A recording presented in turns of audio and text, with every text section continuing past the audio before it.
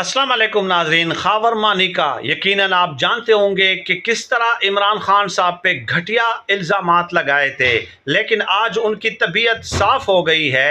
Islamabad high court ने जज अफजल मजोका को ये हिदायत जारी की थी कि इस केस में 13 जुलाई तक फैसला सुनाया जाए।